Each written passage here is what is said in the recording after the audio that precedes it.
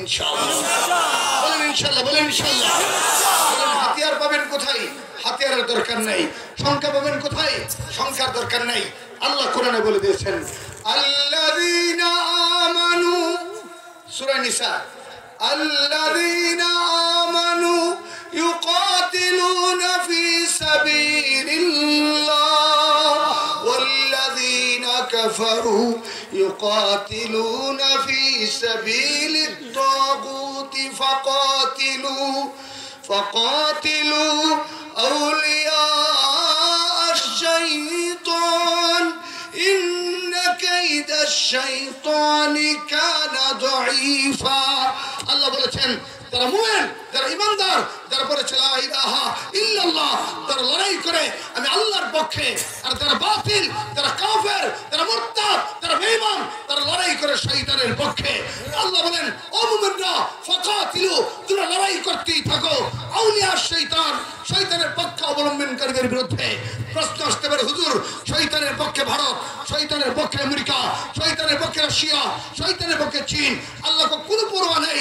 ইন্না কাইদা আশ-শাইতানি কানা দাঈফা। তো ঈমান মজবুত হলে, তুই ঈমানদার হলে, দিনদার হলে, আল্লাহওয়ালা হলে, নবীওয়ালা হলে, ওরা শক্তি কাফেরদেরকে আমি আল্লাহ তোদের সামনে দুর্বল বানায়া দেব। যেমন আফগানিস্তান, বলেন যেমন কথা বলেন না কেন? যেমন বলেন যেমন আফগানিস্তানের সরকার যিনি প্রধান আখুন্দ যায়, এটা কি শার্টিং শুটিং পরা না টুপি পাঞ্জাবি পরা? মাথায় পাগড়ি আছে না নাই? আরে ভাই কথা বলেন না কেন? জেলখানায় একজন তালেবান লিডার আমার সঙ্গে ছিল। আমি তাকে প্রশ্ন করলাম যে ভাই তোমরা মোল্লা মৌলবী মানুষ, মাথায় পাগড়ি, হাতে তসবিহ, আমেরিকা হলো পৃথিবীর সুপার পাওয়ার, সুপার পাওয়ারের বিরুদ্ধে লড়াই করার দুঃসাহসটা পেলে কোথায়? সেই তালেবান বলল যে হুজুর আমরা এই আমেরিকার পরাশক্তির বিরুদ্ধে দুনিয়ার অস্ত্র দিয়ে লড়াই করছি না, দিনের বেলা আমাদের হাতে যা আছে তা নিয়ে লড়াই করি, আর রাতের বেলা তাহাজ্জুদ নামাজে দাঁড়ায় চোখের পানি ছেড়ে ছেড়ে আল্লাহর কাছে শক্তি সঞ্চয় করি। আল্লাহু আকবার, জোরে বলেন না। জেলখানা বড় ভয়াবহ জুলুম আমাদের উপর গেছে, তবে জেলখানার একটি সুসংবাদ শুনে আমাদের কষ্টগুলো সুখে পরিণত হয়ে গেছে। সেটা হলো আফগানিস্তানের তালেবানদের বিজয়।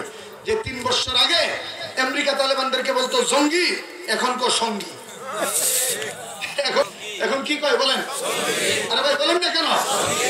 কারণ পিটার উপরে কোনো ওষুধ নেই, মায়ের উপর কোনো, আরে ভাই কথা বলেন না কেন? বলেন মায়ের উপর কি নাই? বলেন না মায়ের উপর কি নাই? ও এখন পর্যন্ত হুজুর এই জন্য তো এত আমরা মারে।